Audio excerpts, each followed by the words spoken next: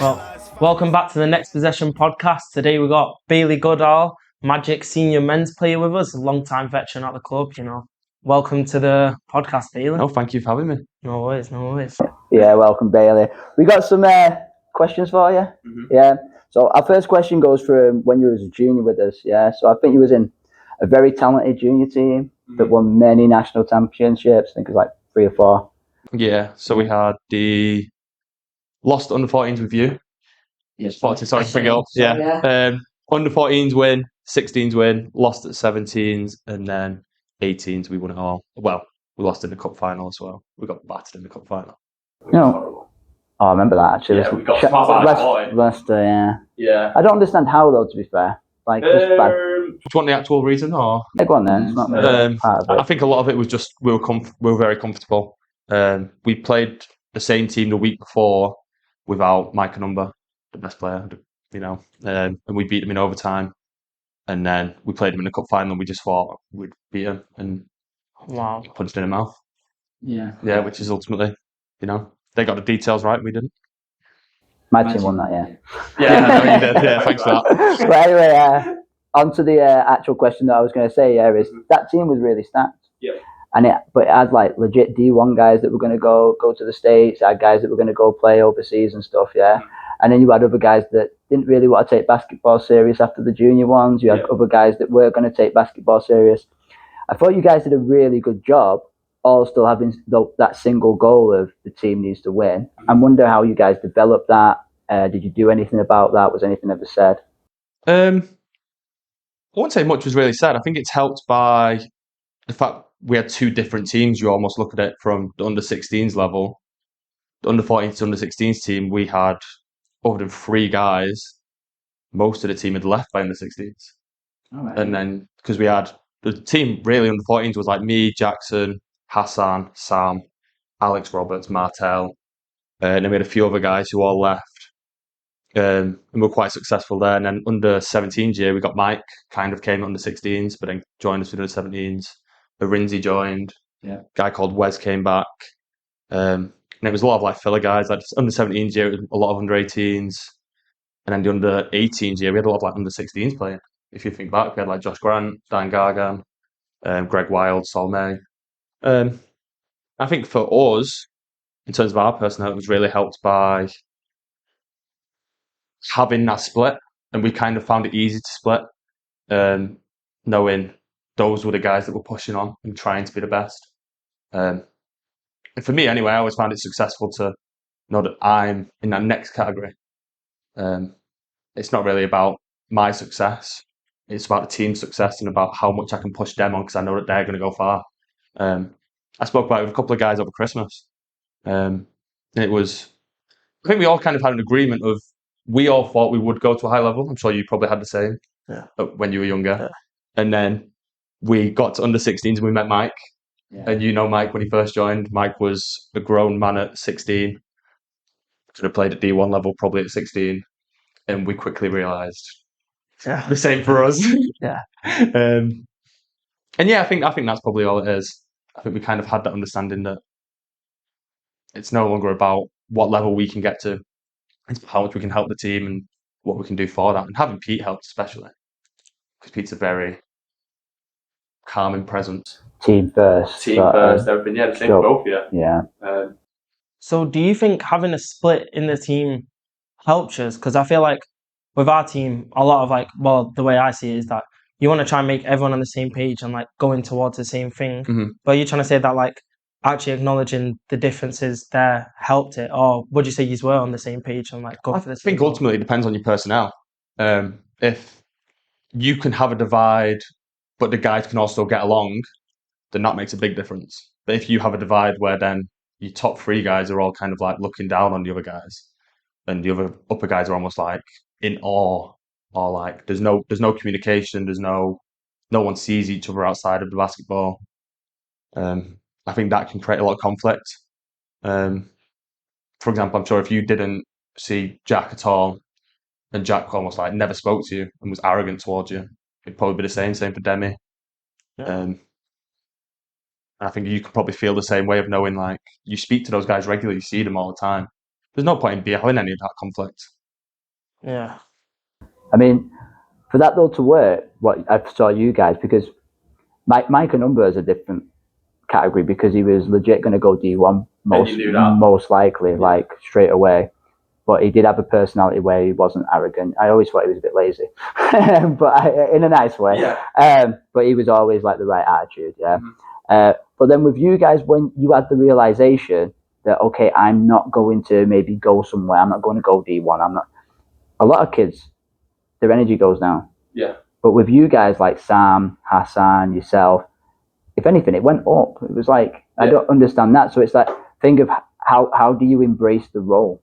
I'll be honest, I don't think I've got an answer from them too. For me, it was trying to keep up with the standards of Mike.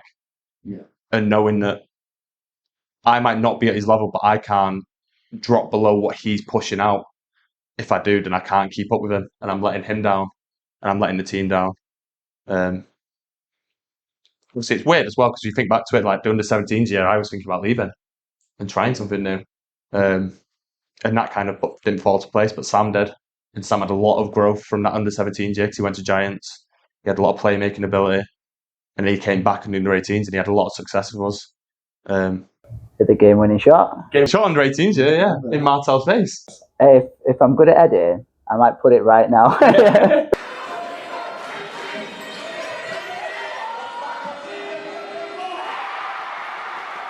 But if I don't, then don't. Yeah, it's the weird. You won't know Sam at all. No. Sam used to shoot a jump shot, and he was the longest, dangliest man ever. He would stand on his own feet when he'd shoot, and he would kind of hold it above his head, and terrible pump fake. Guy flies by, Martel back, and then he stands on his own feet, and like I think he banks it as well. Like it's awful. Yeah, I think it helps that me, Hassan, and Sam were all very close, and we had a lot of conversations within ourselves of like pushing each other on, and trying to find that sort of like next step. Having Hassan's dad probably helped a lot. Yeah, especially because he's such a positive guy. Surround yourself with good characters, isn't it? Basically. Yeah, basically, like if without the good characters, everything goes wrong. And it's the same, like even for our men's team now. Like I don't think even back on our under-18s team, I've never been with a happier group of guys in our team right now. In the seniors? Yeah. 100%. Okay, yeah. Where do you think that comes from? Just the personalities you've got? Personalities, we've got a lot of selflessness and a lot of understanding of what our goal is for the year. What is your goal? Because obviously, when you're in senior basketball now, especially in England, what's the goal? Because when you're younger, it's like get better at basketball, I'm guessing, and try and think. Yeah.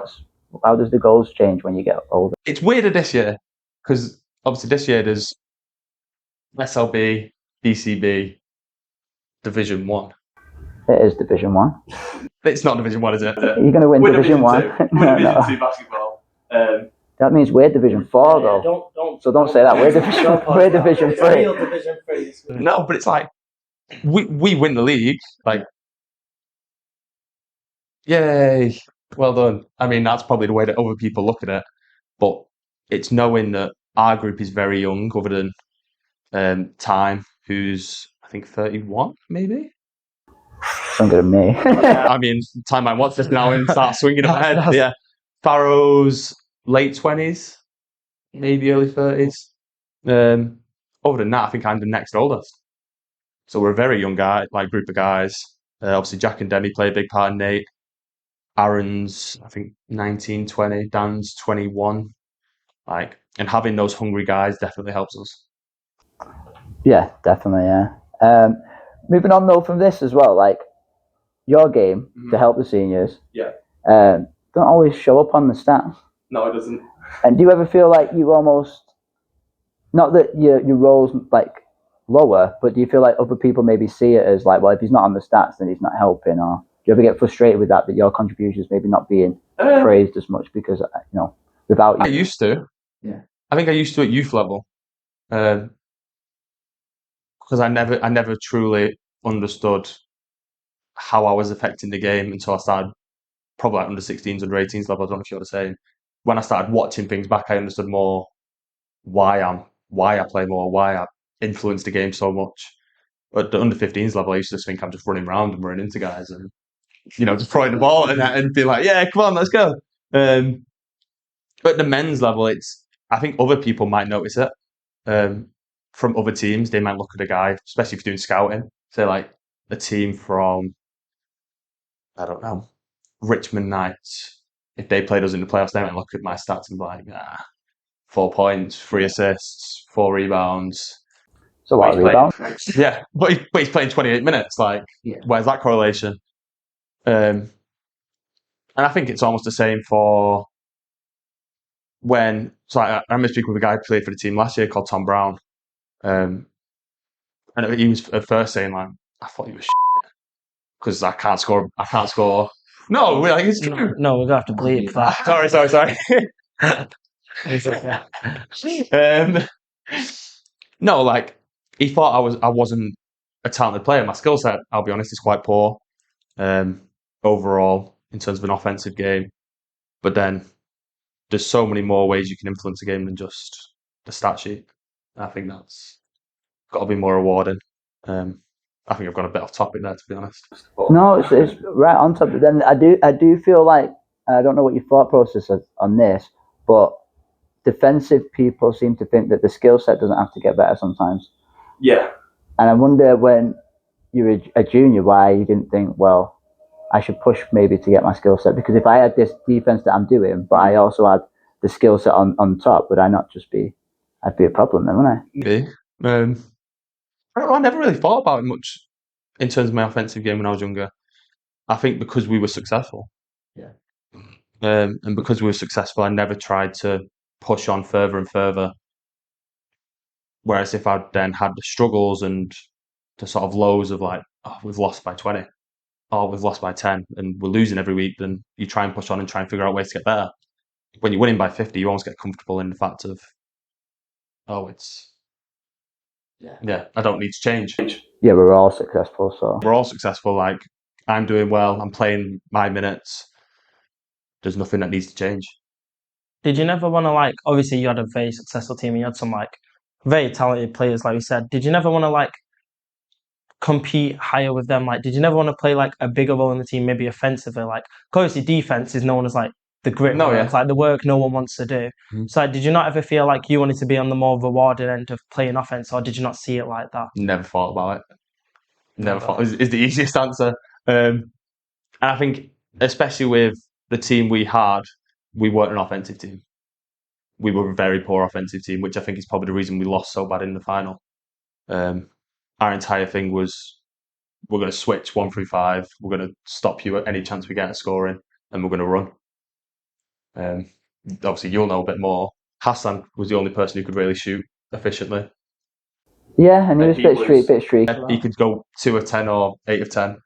Arinzi had his big jump under 16s to under 17s, where he then started shooting like 40%. Our next best shooter was probably Greg Wild.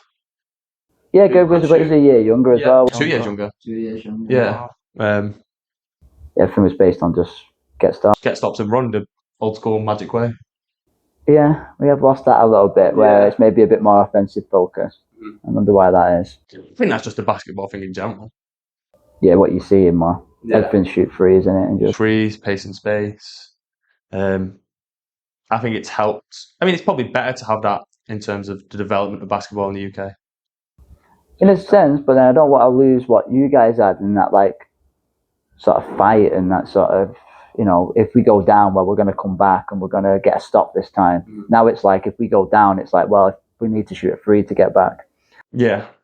And which I'm not thinking, but I don't know. It moves on to something, though, that I was interested to ask you about, and it's the undersized 5. Okay. Like, I think you've kind of been the undersized 5 now for quite a while. Would you agree with that sort of?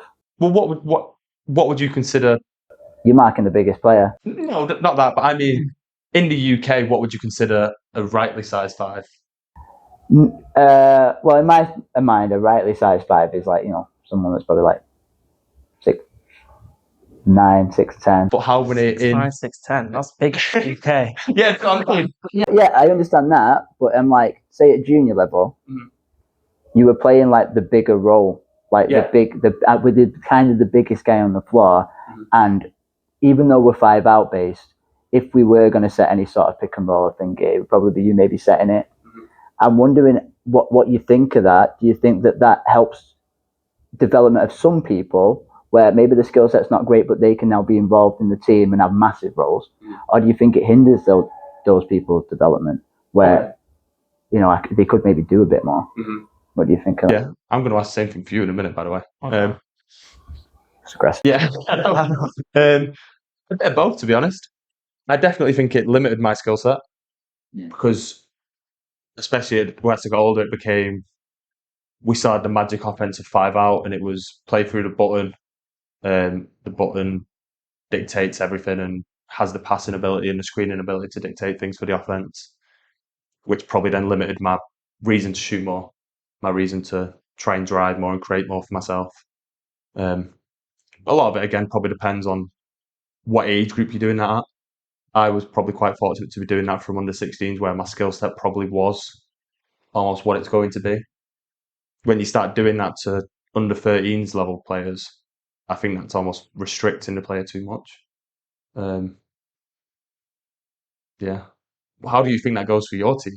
Because obviously you guys are very small. Yeah. Yeah. But I Obviously think this year's different. The academy team's fairly big. yeah, Like you've some I think we're big bigger guys. than Yeah. like Pick some bigger bodies. we had in the past, but I still think like on average we're pretty small. Like when you see us play, we run with like pretty small fights. Like we'll only have like 2-3 guys max over 6 foot on the court, which is tough.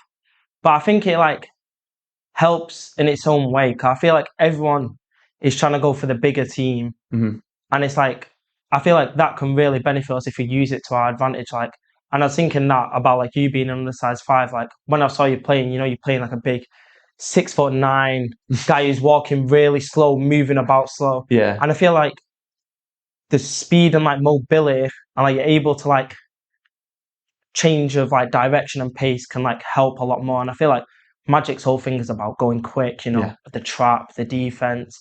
And like I feel like being able to, especially you being able to guard 1 through 5 a lot easier than like, a big slow 7-footer who he has to stay on his man.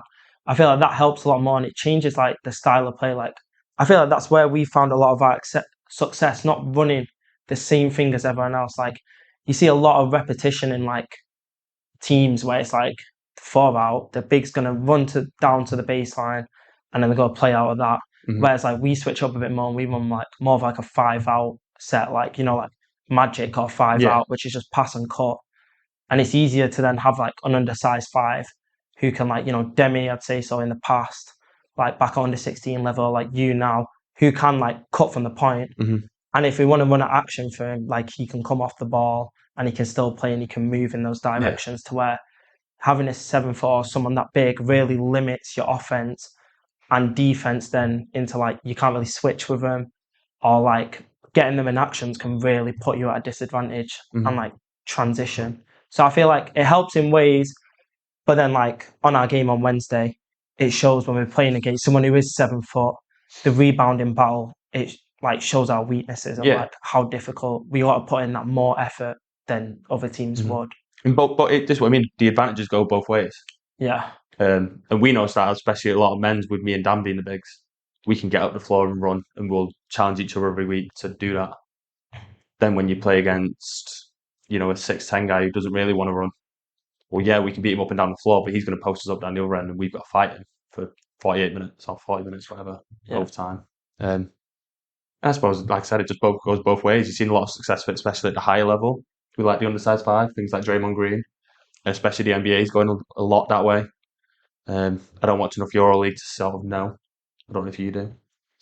Not this year, to be fair. I mean, there's been teams where they still have some guys like, Real Madrid's got that massive guy. Yeah, so they're still running it. I'm wondering though, like, and this is just something I've just thought now, it's not on my little questions, is it does not having a big hurt the guards' development sometimes? Because I'm thinking like for you and like Sammy and Jack and stuff, not having that big presence where you're finding roles a lot, you're playing out a pick and roll a bit more, you very rarely have to pass into a post. So is that a skill set that we're kind of missing a little bit? Yeah, I think it is different because like I have played with like, like people like Zach before. Like I've played with like big sometimes, maybe like a scrimmage or something. Mhm. And I feel like it is two totally different games that you feel like you're playing. And I don't know, it's like, I wouldn't say it's bad or like restricting. 'Cause I mean, sometimes we do find the post sometimes, but like not that much. Yeah. But, I still think you get the same.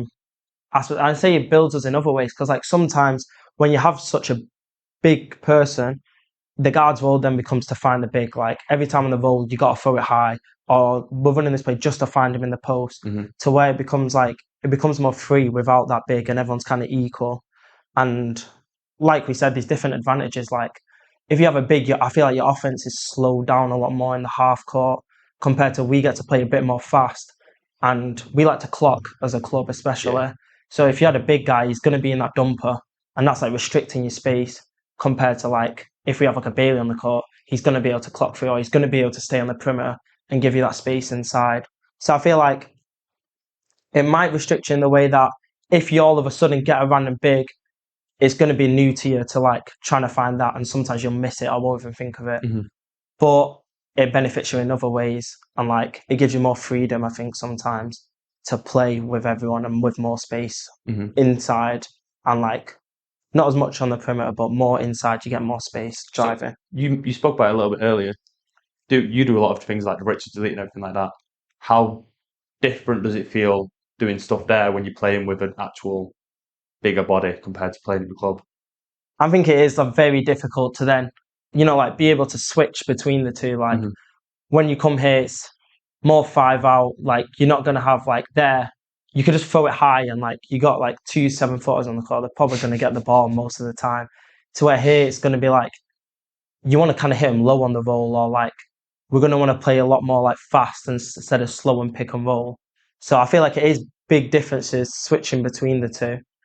And I think like what was that like in your team? Because like I'm sure like Mike and other players who were like striving to go places were like going and doing stuff outside of the club as well. Like maybe like England talent pathways or stuff like that. Like To what be was that like fair, for for, your for our team, not really. not as much? No, and this was almost a weird thing that we had of, even though our team was so successful, we didn't really get that much recognition. Arinzi, I think, played England. Obviously, then the under 16s were playing at their own age group, even though they were playing up for us. And I think that was the only guy who played sort of nationally or regionally or anything like that. Played a year with Kayam. Did you play a year with Kayam? Played with Kaya. Kayam made, yeah, but then the thing of like the Richard and Lee and stuff, people weren't really doing that back then, were they? No. The only thing we had was the Den Camp. Yeah. But even Den Camp, we had, I mean, if you want to include Josh Pearce, Top 50, he was 51st. no, he made 50. Yeah, I know. Yeah. But he was still 51st. Yeah, first. The story with Josh Pearce is he made Den Camp, Okay. even though he started the season. He quit probably in November, but he still made Den Camp for the April. Oh wow. Yeah. Oh. And then didn't Mike win? Yeah, Mike won Den Camp. Yeah, Mike was number one. Yeah. And then I think Arinzi was there and Wes was there as well. But they were, I think, kind of just in the middle of the park, kind of mix. I think Arinzi might have made top 20 actually. Talking about like not really getting recognition on like the international stage, so like England, GB and stuff. Do you think that as a country we're always picking the right people? Because at the moment it feels like we're just picking people on body types, and we're not looking at players that are actually winning. Like I would almost argue that the way that you sort of played at a junior level could help a national team way more than just a bigger body. Yeah. I mean, I think it goes both ways. You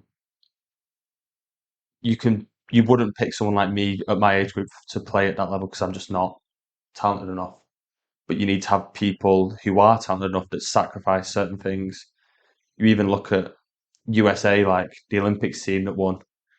Devin Booker completely was a different player because he sacrificed everything that he was to become what he needed to be. In the England setups that I've ever known, I've never understood how the personnel's chosen. And again, I think it's all about body types. Yeah. More than skill sets and more about personnel. The main thing I've always wondered is how aren't you picking more players from whoever is the most successful team? not just because of the personnel, but because of how well the personnel then know each other. Yeah, well, obviously you can't take all of them. No, you can't take all of them. You don't just go, right, Magic are the best team. Let's just have all 12 of them. Some days it's not like, who is the most successful. And I do think there's something about picking people that know how to win. Yeah. Not just picking a kid that's in a losing program just because he's 6'8". And he goes on the hardest stage now and is told, oh, you better win now. Yeah. He's never won. And I feel like you say that you're not skilled enough. Well, I think skills different. Okay, maybe your skill set's not quite where it was at the junior level, but you know how to win. Yeah. You know how to run an offense. You know how to read a defense. You know how to cover things. We need that in our international team. Yeah. Because at the moment we don't know how to run anything. I'm not saying the players or the coach are doing a bad job. It's just where we currently are, and maybe it needs a bit of a look. Yeah. I think it all probably depends on who the coaches are. Do the coaches know the personnel within the country well enough to know, based off from what I've heard from speaking to people who've been at that level, free practices, to know, right, well, he now knows how to run this play and how to win an offense and how to win a defensive play, how to cover something, how to defeat and almost overcome something else and adapt to something on the fly.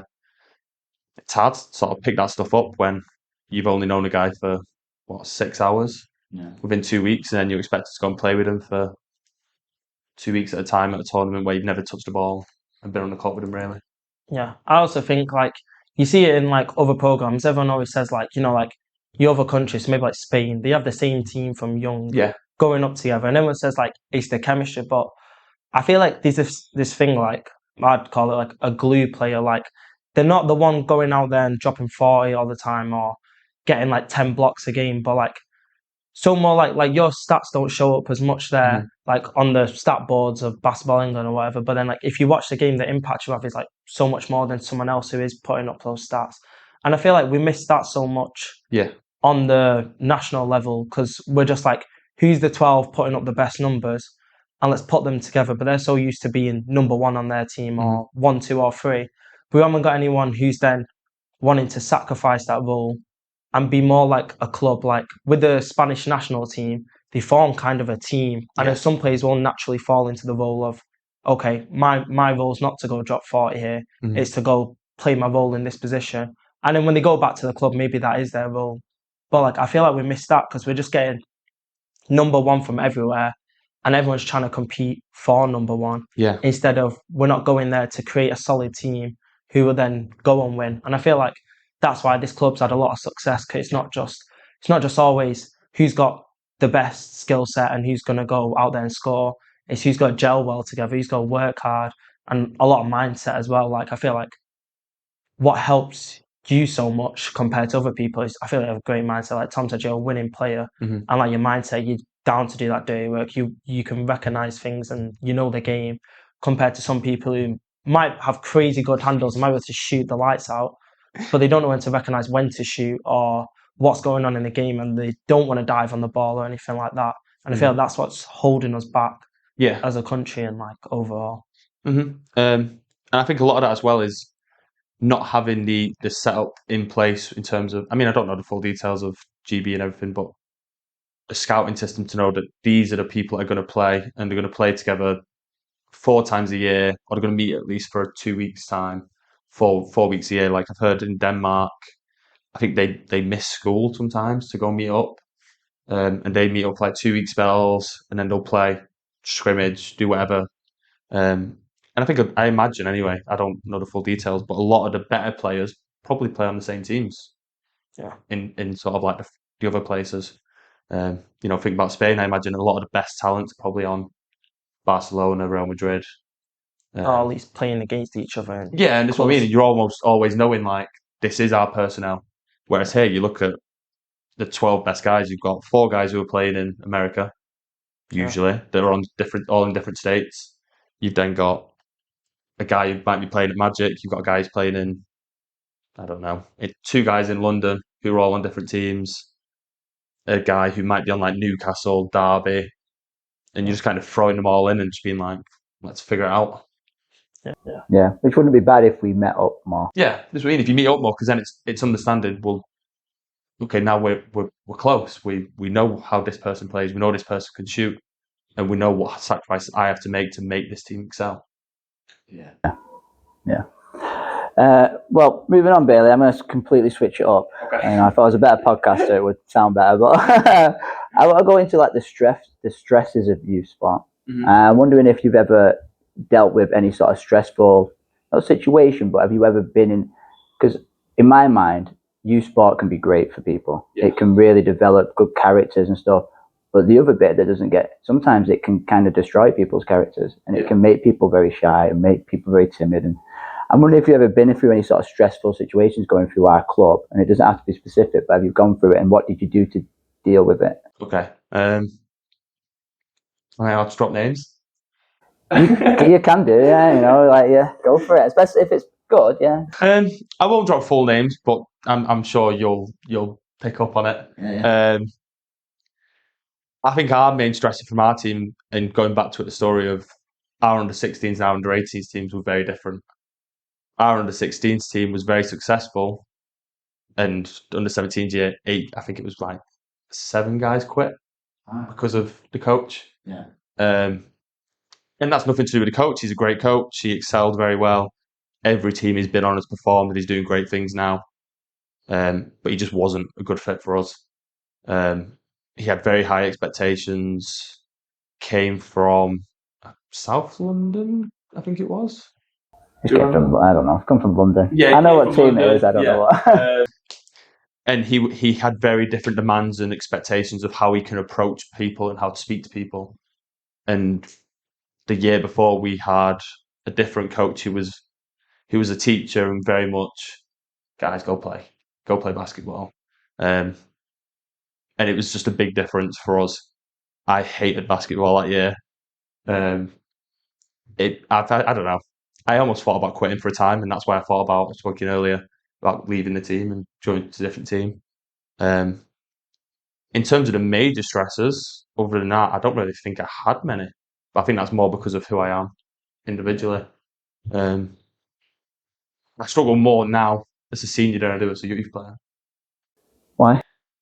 I don't know. I think it's because, going back to it, the idea of losing is almost so foreign, and I hate losing so much. And Oh, but there's more. You're going to have more losses, I'm you've guessing. got to have losses now, no matter what. You're never going to go undefeated at men's level, or it's very rare. And because of now, my understanding of the game and watching things back, I see so many mistakes, and I'm just like, God, guys, what are we doing here? Especially we had a run this year where Dan went down. I think we went like 1-4, even though we were undefeated at the time. We beat top of the league, we whacked top of the league, and then we lost 4 games in a row, and it was just like, it was exhausting. Yeah, youth level, I wouldn't say I haven't had. I don't know about you. I don't think I've had that much, to be Yeah. honest. I mean, my big problem right now, and I'd say like recently, probably my biggest one is like balancing school and Yeah. basketball. And like, obviously, you're still here, Mhm. so you must have done something. Yeah. But like, that's what I feel like I keep getting asked by a lot of people is like, what are you doing next? What are you doing next? Mhm. And it's like, my thing isn't really to like go America or go play pro at some next level. But then like, what did you do? Like, what was your path from like the junior level to the senior level? Like, how did you stay in touch with basketball? I was quite fortunate to fall into the pit I had a spell with the Giants, when they were the BBL. It was BBL, wasn't it? Yeah, British Basketball League. The under 16s and under 18s year, I'll be honest, I was quite lazy with my studies. Kind of didn't really approach it in the right manner, and I probably paid for it with my grades. I still passed everything, but I should have been achieving higher.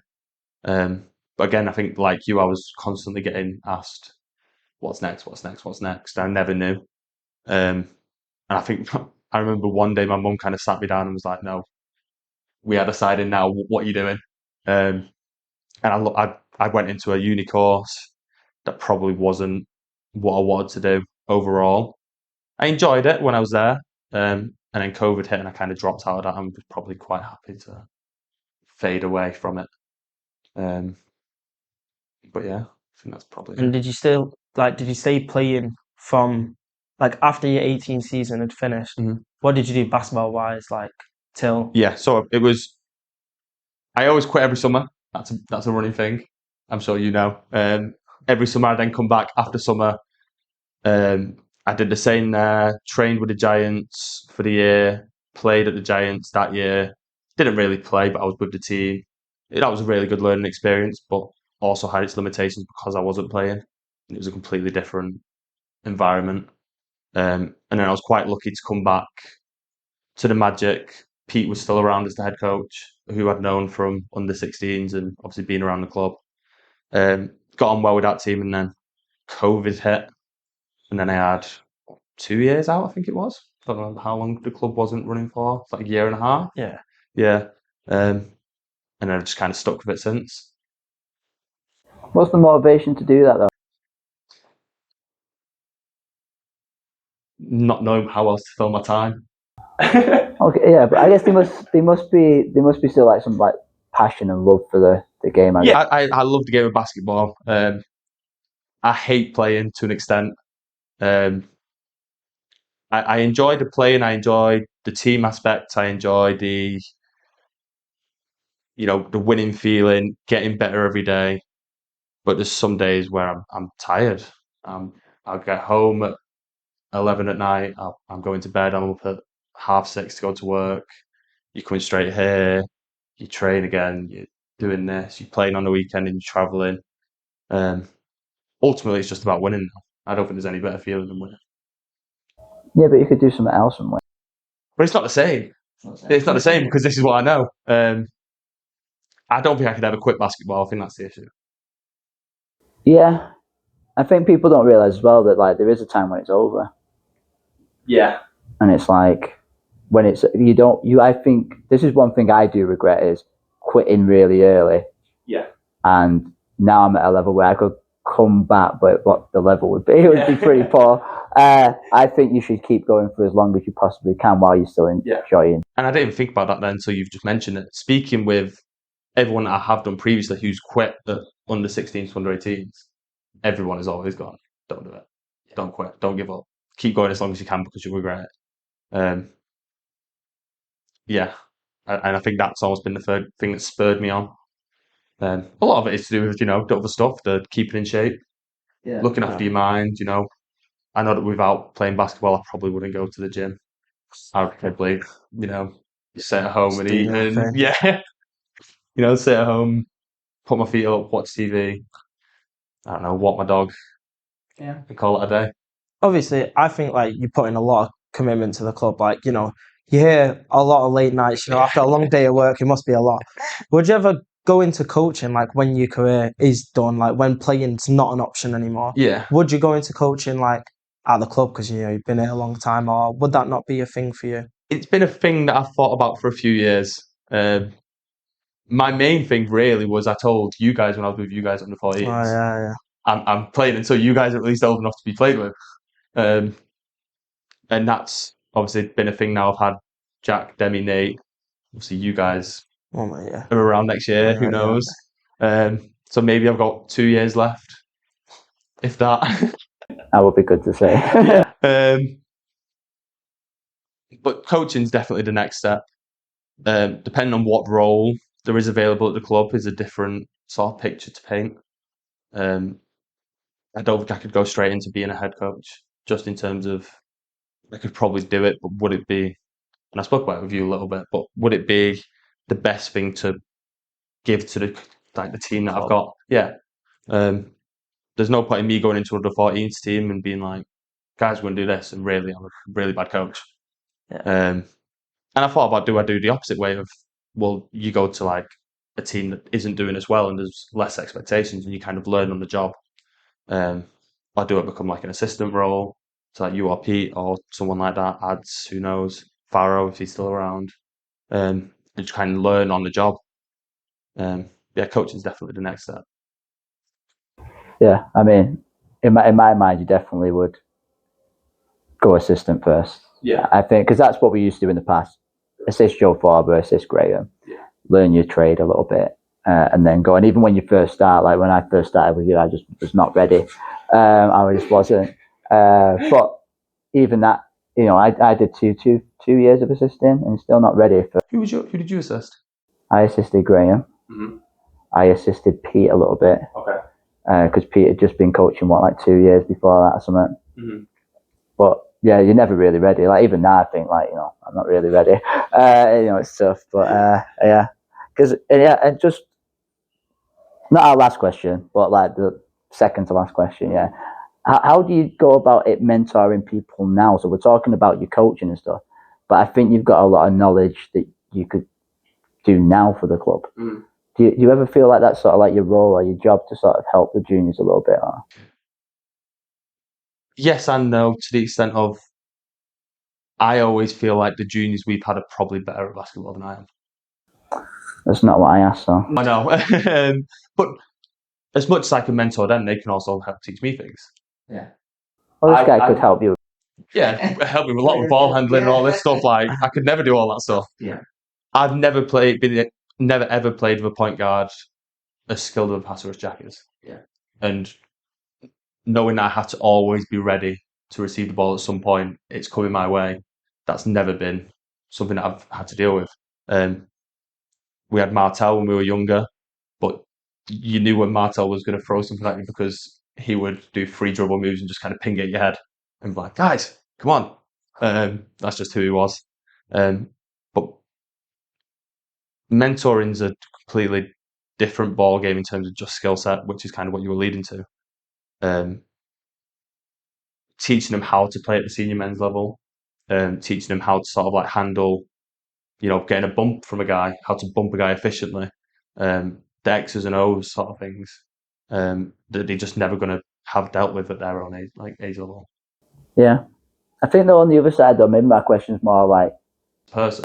As a person, because a lot of the things that these guys go through, I've not gone through, so it's hard to help. But I feel like you've gone through a lot more of it. So like when he's talking about like how you balance in school and basketball. When I went to college, I'd almost kind of give up on basketball by then. Okay. So it's like there's things that you would know. Mm-hmm. But also, I was kind of the opposite, which is what I said earlier. I gave up my studies. Yeah, but yeah. So maybe that's what you And this is what I mean. It's almost. I've spoke about it with Demi a few times of like your studies have to be important. Yeah. Because and it will be the same for you guys. Like if I ever speak to you guys, like no matter what you think your basketball is, eventually your time comes. And when your time comes, well, basketball's not there anymore. And what's next? Your priorities should always be on your studies and what's sort of like that next step. Because basketball's always going to sort of be there. And your talent level at this age group, like if you take, I don't know, 6 months off in the summer, your talent level's still there. It's always going to be there. It's never going to go. In terms of as a person, like I don't try and teach them anything.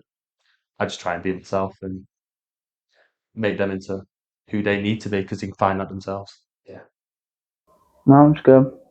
Well, Bailey, we asked our last question. You might have already touched on it a little bit, but we ask it anyway. Okay. We always ask because we're called the Next Possession Podcast. Mm-hmm. Yeah.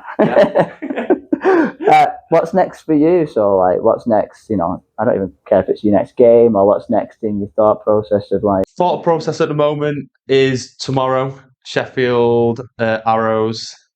Probably the best player in the league on their team in Hamza, a handful. Then it's the cup final very, very soon. Yes. Yeah. Next week, isn't it? Yeah, next week, sadly. Good. You guys going to be there? Well, it's in Worcester. Maybe. It would have been nice if we were there for the 18th. But, No, of course. But I'll talk about that one then. yeah. But you never know. I think we actually have a game on the thing. I think we do, yeah, but you never know. Don't ask me that. Yeah, then other than that, it's play until I don't think I can anymore and coach to the best of my ability. Okay. Cool. I have no more questions. Well, thank you, Bailey, for coming on the podcast. Thank you very much. It's been very good. Learned a lot. But Yeah. What a guy. Yes. Thank you, guys. Subscribe. you gotta say like as well. You meant to say like and subscribe. No. It's just I'm still on like. It's not over yet. Like and subscribe. and subscribe.